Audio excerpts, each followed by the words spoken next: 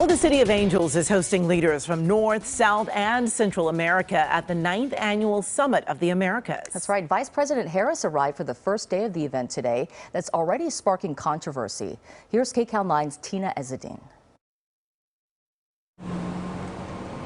A simple security presence downtown as the Summit of Americas officially opens, but with an elaborate price tag. LAPD estimating it'll cost an additional $3 million each day to staff the 5-day event, a total $15.5 million.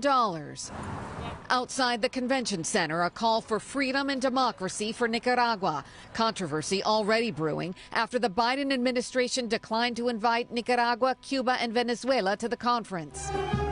In turn, Mexico's president responding in kind, boycotting the summit, a move signaling a summit failure, say some. Since these three authoritarian regimes were not invited, is embarrassing. It means that it certainly suggests very strongly that Biden will not get what he's looking for out of this summit. There are already sore spots in U.S.-Mexico relations. Mexico's president, the last to congratulate President Biden after winning the presidency. The White House, analysts say, thought it would be worth relaunching the Summit of Americas that started under President Clinton in 1994. But as far as Biden is concerned, he was looking to this Summit of the Americas for some statement of solidarity in defense of democracy.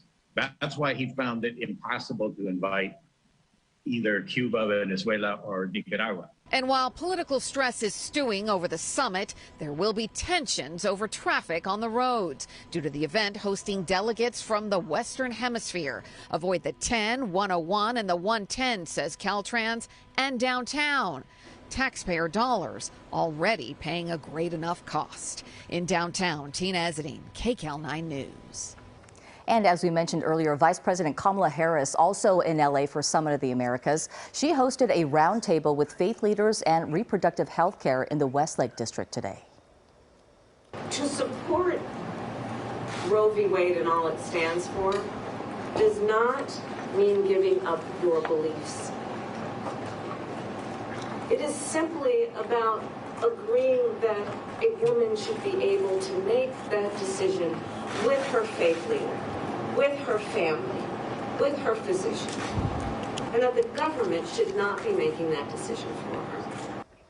A leaked draft of a court opinion shows a conservative majority poised to overturn the court's 1973 landmark decision that established a nationwide right to abortion.